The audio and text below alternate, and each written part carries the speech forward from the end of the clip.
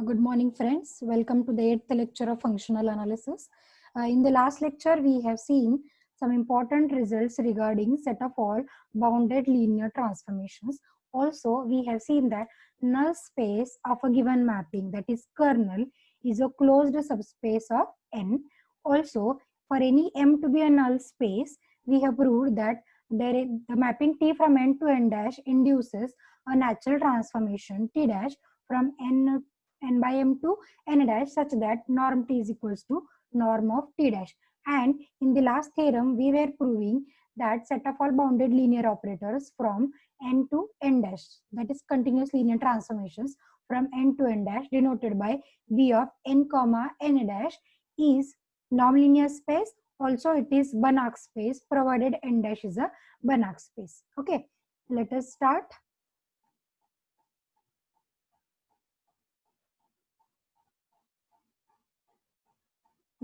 Here we were in the last lecture that let n and n dash be the nonlinear spaces and B of n comma n dash denote set of all continuous linear transformations of n into n dash. Then prove that B of n comma n dash itself is a nonlinear space with respect to pointwise linear operations. Wait, I will just zoom in. With respect to pointwise linear operations like this, T plus U defined on X is T of X plus U of X, and alpha T operated on X is alpha times T of X. And if the norm defined by norm T is equals to supremum norm T of X on the condition norm X is less than or equals to 1. And we want to further prove that if n dash is a Banach space, then B of n comma n dash is also a Banach space. In the last lecture, we have seen the first condition that the B of n comma n dash is a linear space, and also it is a normed linear space. Therefore, we will not repeat those points. We will come directly to prove that the set is complete. Therefore, here we have seen all the four properties of a norm also. Coming to the third step, proving B of n comma n dash is complete. To prove B of n comma n dash is complete, provided n dash is complete, what is the definition says that to prove any set is complete, we will start with one Cauchy sequence defined in the set itself, and we will prove that the sequence is convergent in the same set. Therefore, here also we will take Tn be sequence Tn be a Cauchy sequence in B of n comma n dash. Here we should very carefully note that every sequence element is a mapping. Every sequence element is a mapping Tn defined from n to n dash, and as it is belonging to B of n comma n dash means Bn possess the properties, Tn possess the properties, Tn is linear, Tn is continuous, and Tn is bounded as well, right? Therefore, now our aim is to prove that this sequence Tn is convergent in set B of n comma n dash. To prove this, as the sequence Tn is an element in B of n comma n dash, therefore, if we map, that is Tn is a mapping from n to n dash. Therefore, if we map this mapping Tn on any arbitrary element x in n, then the resultant image Tnx will be an element in T dash. Therefore, Tnx, if we collect for every sequence Tn for arbitrary x in n, if I collect Tnx, this will form a sequence in n dash node out, right? Therefore, starting with this sequence in n dash, we will try to check what is the nature of this sequence. Therefore, for each x in n, we will start with norm of Tnx minus Tm of x. But as we know, with respect to the pointwise operations defined in the set B of n comma n dash, we can write Tnx minus Tmx as Tn minus Tm operated on x. As Tn and Tm both are bounded, one can say Tn minus Tm is also bounded. Therefore, by using the boundedness property, here one can write norm of Tn minus Tm into norm of x. Okay. Now, actually, our aim is to prove that the sequence Tnx is Cauchy. Therefore, we want to prove this norm must be less than some epsilon. Therefore, as we already know that the sequence Tn is Cauchy in B of n comma n dash. Therefore, for every epsilon greater than 0, for a fixed x non-zero, we will select epsilon upon norm of x. Then there exists an integer m naught such that, what such that? norm of Tn minus Tn is less than epsilon upon norm of x. Okay, this is just an adjustment to prove this term norm Tn minus Tm into norm of x is less than epsilon. Therefore, if I put this value norm of Tn minus Tn strictly less than epsilon upon norm of x here, then what is the effect on the right side? The right side will be epsilon upon norm of x into norm of x, which is epsilon. Hence, we have proved norm of Tnx minus Tmx is strictly less than epsilon. If we prove this, it implies that sequence Tnx, which is a sequence in n dash, will be a Cauchy sequence. Okay. If once it is a Cauchy sequence, we already know that the linear space n dash is complete. Therefore, if the Cauchy sequence, this Tnx, is in a complete space n dash, therefore one can say that this Tnx is must convergent sequence and is converging to some point in n dash itself, right? Therefore, here Tnx converges to or tends to a limit in n dash, and this limit no doubt depends on x. Therefore, we will define the limit of this sequence to be some t of x. Why we are defining t of x? Because initially we have fixed out that vector x, and that limit of this sequence Tnx must depend upon the vector x. Therefore, the limit must, every sequence point must depend on x. Therefore, the limit also depends on x. Therefore, we will define this limit to be some t of x. Therefore, we get limit n tends to infinity Tnx is equal to t of x. Okay, therefore this defines a mapping of t comma n to n dash, right? Now to prove that this already we got t is a mapping of n to n dash. Now what remains to prove? That this t is an element of the set B of n comma n dash. Okay, is it clear up to this? T is the mapping we have obtained from n to n dash. Now our aim is to show that this mapping is belonging to the same set in order to prove the completeness of the set. Okay, now in order to prove this T belongs to set B of n comma n dash, what is necessary to prove? That T is linear and continuous, or T is linear and bounded. Okay, let us check whether this T is linear and bounded or not.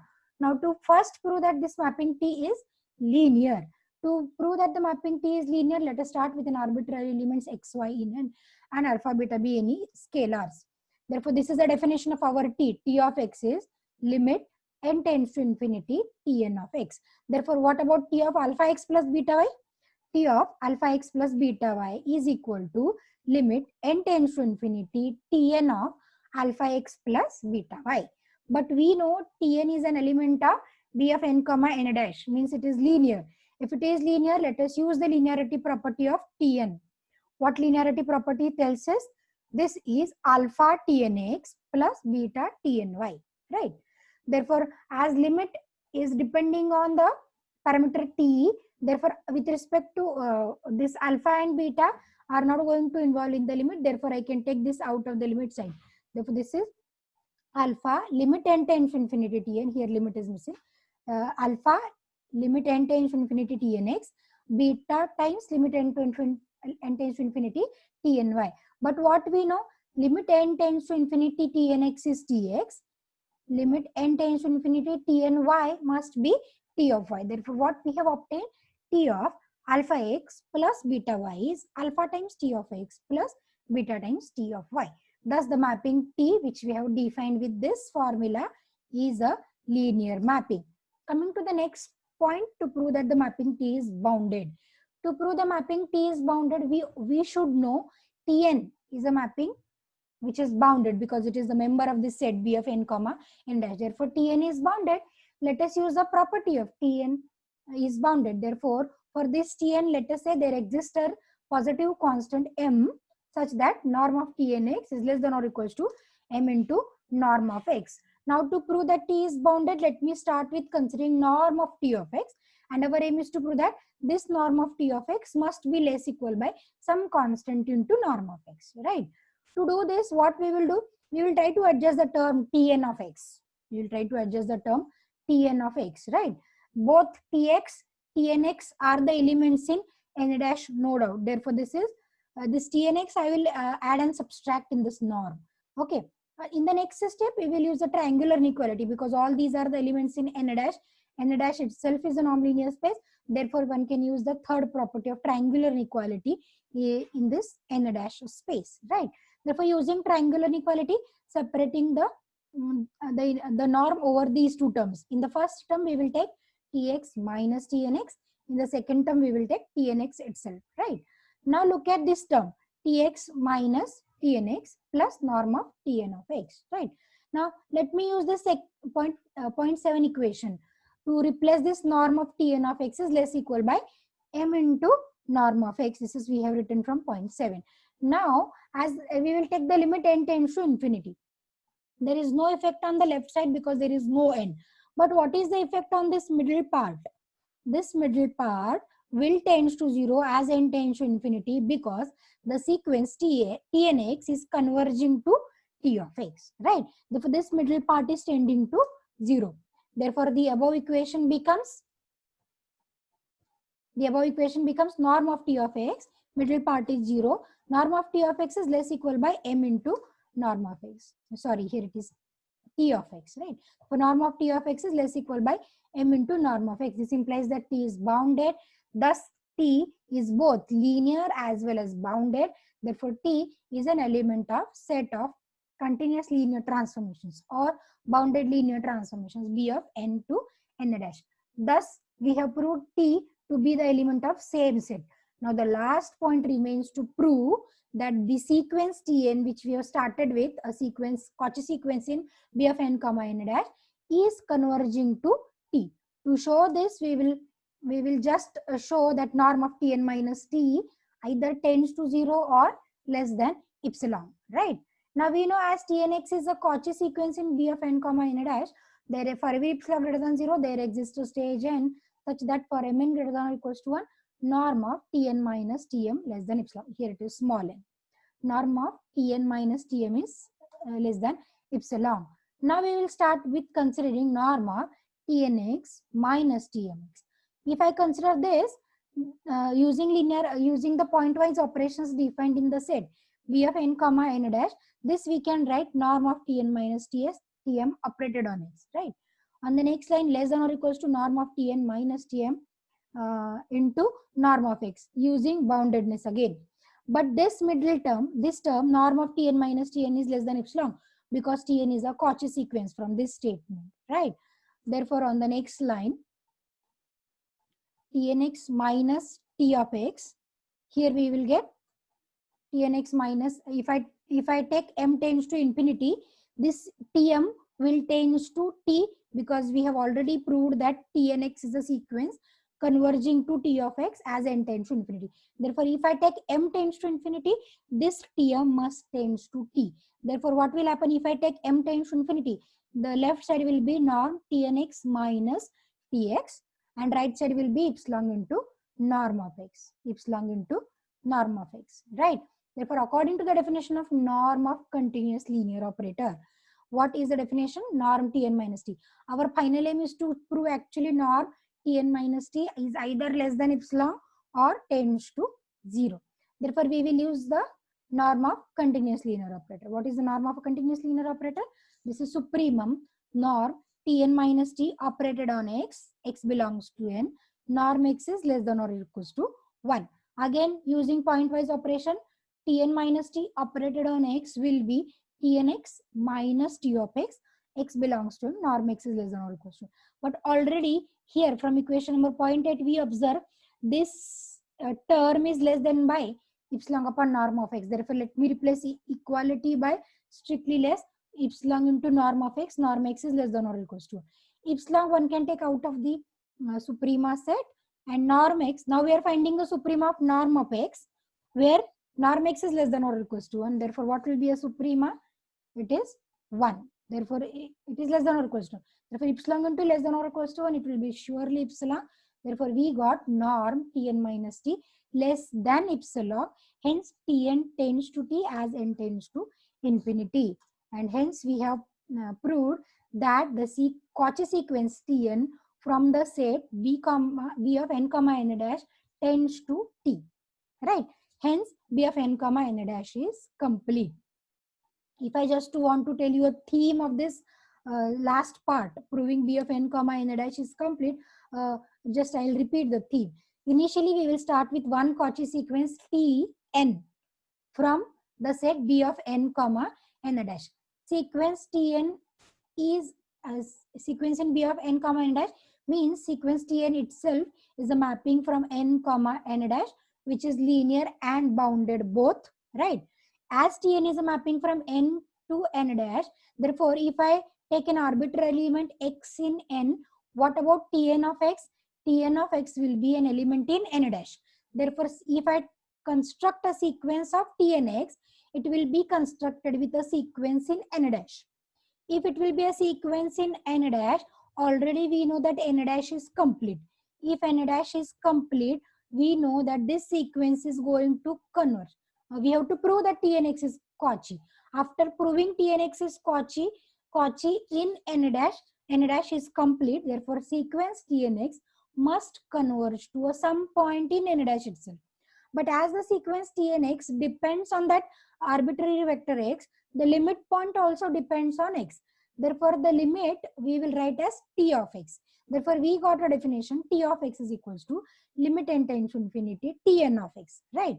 Now, we got this t to be a mapping from n to n dash. Now, what remains to prove? That t is in the set B of n comma n dash. To prove that the set t is in B of n comma n dash, we must prove t is linear and bounded. And we have proved easily that both t is both linear and bounded. Once I prove t is both linear and bounded, then t will be a member of B of n comma n dash. And the last step remains to prove is Tn tends to t. For that purpose, we should prove either norm of Tn minus t less than epsilon or norm of Tn minus t tends to 0 as n tends to infinity. For this, we have used the definition of operator norm of a continuous linear transformation, as I have shown you here.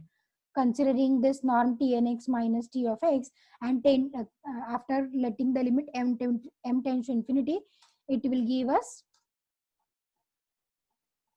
us norm of Tn minus t, right? Hence, the proof is very simple of proving B of n comma n dash is complete.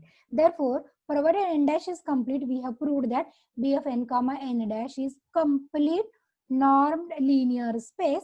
Therefore, by the definition of Banach space, B of n comma n dash itself is a Banach space. B of n comma n dash itself is a Banach space provided n dash is complete. Okay, this is what all about the today's lecture. Now, in this today's lecture, I just want to use my pen tablet which I have bought, and we will just try to recall the concept of quotient norm spaces, right? To recall the concept of norm linear spaces, here I will just use that Journal++ software, okay, which I have kept already on.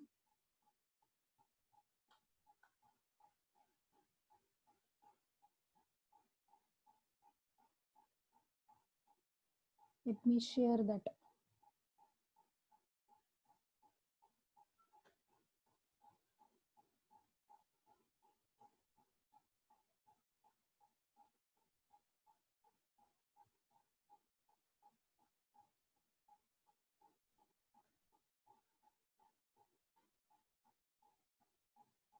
So wait for a few minutes.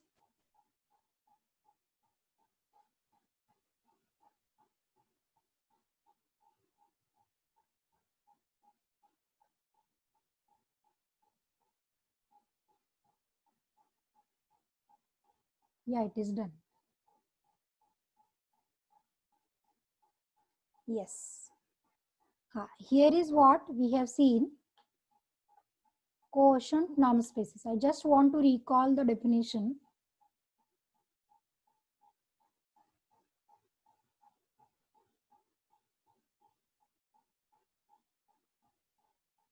Yes, here is the definition, quotient norm spaces, right?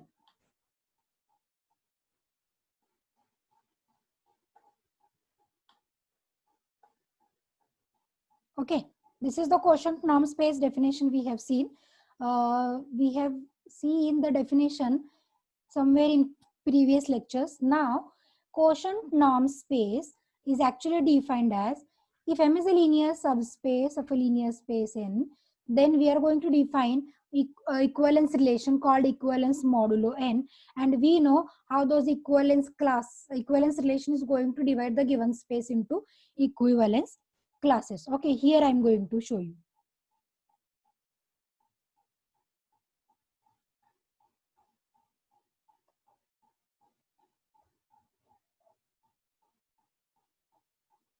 Suppose this is our space N.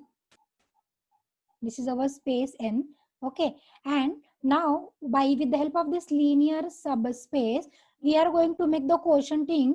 Quotienting is of this type, right? Here I am going to show you, right? This is what some parts we are doing. Okay, this is one class, this is another class, this is third class, fourth class, and so on. Okay, every class is denoted like with this symbol, as we have already discussed. Every class is denoted with this symbol, equivalence class, right? If I write equivalence class like this, then in every equivalence class, we are going to collect those elements of a linear space which are related with X, and that's why this property is going to, this is what we are going to separate the elements with the help of equivalence relation. And here is the quotienting, means we are going to divide the elements of this space N like this. That's why the name, means we are going to divide the space N with the help of equivalence relation, as I've shown in here in this sketch. Okay, I'm not used with this pen tablet yet, therefore be with me only. Okay, therefore this is quotienting, this is dividing we are doing, right? If I divide, the name we are given, that's why the name is quotient norm spaces, right? Now in the quotient norm spaces, we have seen how that norm is defined.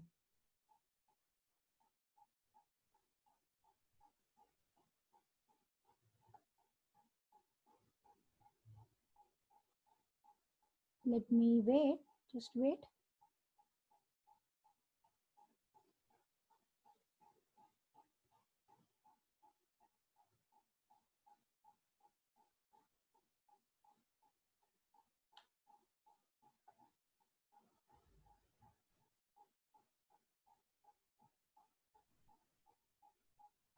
Let me zoom.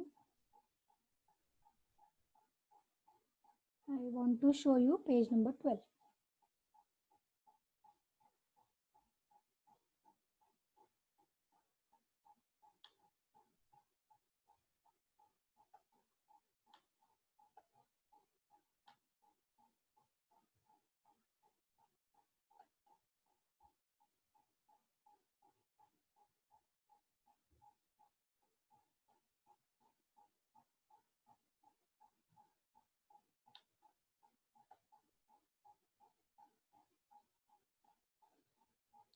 Okay, wait, I will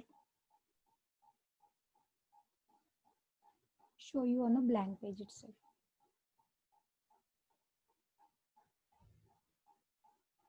Right? Huh.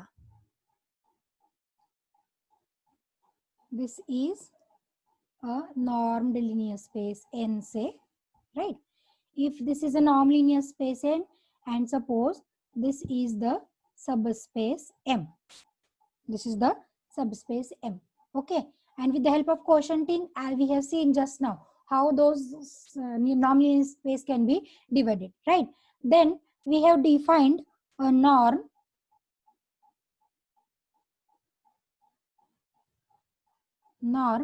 X plus capital M defined with norm M as inferior norm X plus small m on the condition M belongs to capital M. Right? Now we will try to understand today what is this norm, how it is giving us the distance. Okay, actually whenever we are writing this norm, norm 1 of X plus M, what we have discussed earlier, that this is giving us the distance. Norm is always giving us a distance of a given vector from from the origin. Now the origin means additive identity. Now what is the additive identity in case of quotient norm linear spaces? In case of quotient norm linear spaces n by m, we know that this m will be a additive identity. Therefore, whenever we are discussing this part, norm 1 of x plus m, this is giving us a distance of a coset x plus m. Coset x plus m from the linear space m. Okay. Now here we will try to just locate a vector x plus m, say somewhere here. Okay, this is my coset, say x plus m, right? This is additive identity of our norm linear space n by m. Okay, now as look at this definition, inferior norm x plus m. Now whenever I am considering norm x plus m, what it is suggesting us, this norm is a norm in the norm linear space n itself. M is in m, x is in n, therefore together this element x plus m is somewhere in n. Together this element is somewhere in n. Let me locate the position here. Let us say this be my vector x, right? If this is my vector x, this is what a corresponding coset x plus m. Now under this norm, our aim is to find out the distance of x plus m from this m. Now if we look very carefully, both are the sets. X plus m is also a set, m is also a set. Now the distance between the two sets is defined here. Okay. Now look at x, and here are the elements somewhere, say m1, this is say m2, and so on. Now we want to find out the sum x plus m. Where will be a sum x plus m? Here will be somewhere x plus m1, say.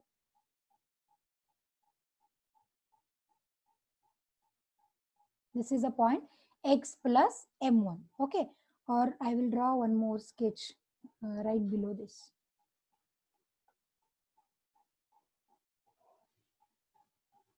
This is the space m.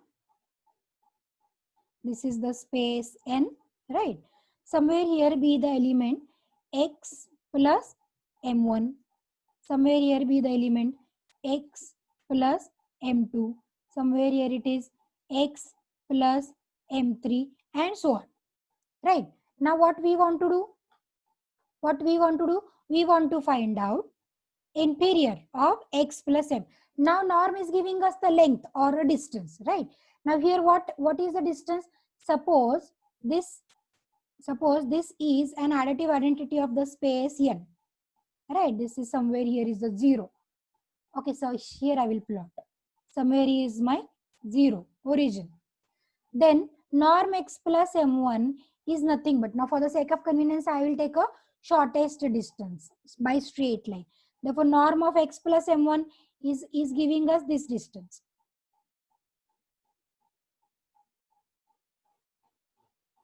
Okay,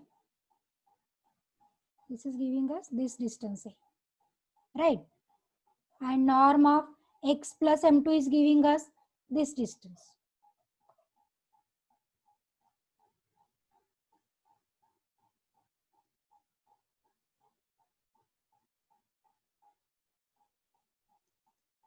Wait, the font I'm changing, right? These are the distances. X plus m1 to this origin, x plus m2 to this origin. Okay. Now among these are all norm of x plus m1, norm of x plus m2, and norm of x3. These are the distances of those points x plus m1, x plus m2 to x plus m3, and so on from the origin. And whichever is giving us the inferior distance, whichever is giving us the smaller distance, will be taken as the norm as discussed here. Okay. And that can be counted as a distance between the two sets rather, x plus m and x plus m and m. This is what the logic behind the definition of norm of a quotient spaces, right? Here I'll just change the font. This is norm of x plus m1, say. Okay. This is norm of straight line. Okay. This is norm of x plus m2. This is norm of x plus m3. Dot, dot, dot, dot. We will join all x plus mn to this origin and we will get the distances. Distances of the elements x plus m1, x plus m2, dot, dot, and so on from the origin in which space? In norm linear space n. And whichever is giving us the shortest distance, whichever is giving us the shortest distance will be our norm of x plus m, norm 1. And that is defined with norm m, norm 1. No? Here it is. This is defined with norm 1. Right. This is what a logic. This is just a try to use a pen tablet today to show you, or it will give us a feel of a blackboard writing, right? You just give me the suggestions regarding what about this kind of teaching, right? We will stop for today. If you have any doubts, you can just tell me, right? Thank you.